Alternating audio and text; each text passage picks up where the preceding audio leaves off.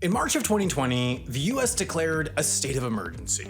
And at the time you probably thought, yes, this does seem like an emergency. I'm being forced to spend several uninterrupted months with no one but my family and the cast of Love Island. But what you probably didn't realize is that, at the time, the US was already in a state of emergency, 34 times over. In fact, the US has had some number of ongoing national emergencies since 1979, and right now, that number is 42. We are technically in 42 different national emergencies as of the time that I'm writing this. So that raises a couple of obvious questions, like why are we in so many emergencies? What exactly are the 42 emergencies that we're in? Should I buy a gun? Why is it so easy for me to buy a gun? Is that why we're in so many national emergencies? And all of these are good questions. But let's start with the first. Why is the government declaring so many national emergencies, and why do they stick around for so long? Well, for most of human history, national emergencies weren't really a legal concept. There are records of past presidents declaring something an emergency, but it's kind of just like when I describe Chipotle being out of guacamole as an emergency.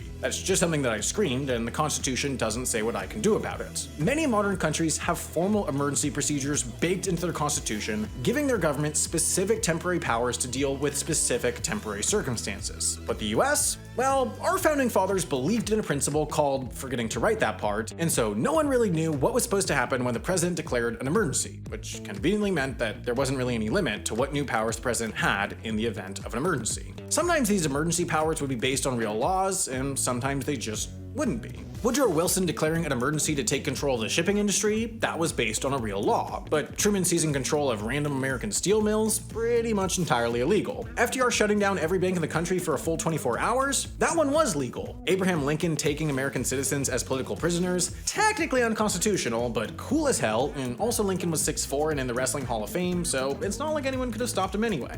Regardless, eventually Congress realized that having the system where anytime the president says the word emergency, they get to do anything to anyone for any reason meant that we were one election away from accidentally electing a dog and having all of our mailmen sentenced to death. So, in the 70s, we put a formal procedure in place. Every national emergency would expire after 1 year unless it was actively renewed. And maybe more importantly, any new emergency powers that the president wants to use need to cite a specific law that allows it. And these changes would have worked too, if they didn't not work. Because it turns out that even if you have to cite a specific law that gives the president special powers in an emergency, we accidentally wrote too many of those. 148 of them to be exact, which means that there are 148 different special powers that can be activated in a state of emergency, regardless of whether they're related to the emergency or not. Technically, someone could kidnap First Lady Jill Biden and Joe could respond by saying, "All right, that's it, no more broccoli is leaving this country until I say so." And to sweeten the deal, the president can hold on to these new powers for as long as they want, assuming that they're renewed by, well, the president. And that means that ever since this law passed, most states of emergency are just renewed every single year, leaving us with 42 of them that are still in effect.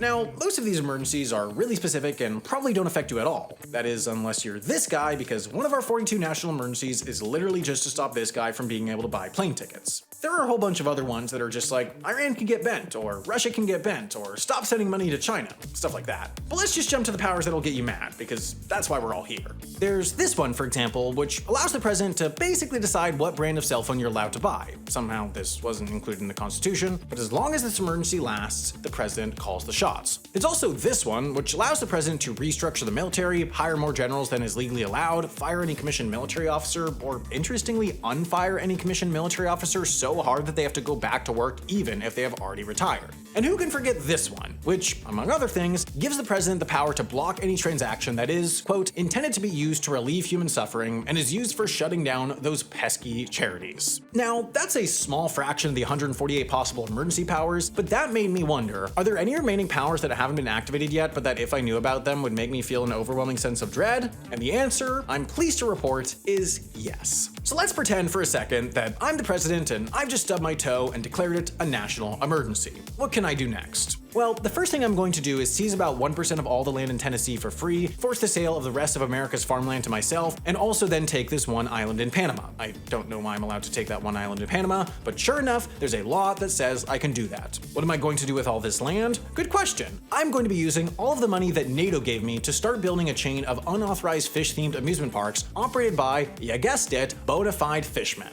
Science may say that fishmen aren't possible, but don't worry because I have forced the authorization of my homemade fishman serum, which the UN considers a biological weapon, but which I consider, well, also a biological weapon, but that's okay because I've also suspended any of the laws prohibiting the testing of biological weapons on human subjects. And there's no evidence of that anyway, because I've requisitioned all of the barges in the country to dump the poisonous foamy slurry that my fish serum produces straight into the ocean, which should be illegal, but now it's not. And if anyone has any problem with any of this, they won't be able to tweet about it, or TikTok about it, or even dig about it, because I have taken full unilateral control over the entire internet. Yes, I can do that, and now every webpage is now just a video of one of my fishmen doing the gritty. So that's my platform, and I hope I have your vote when I run in 2024.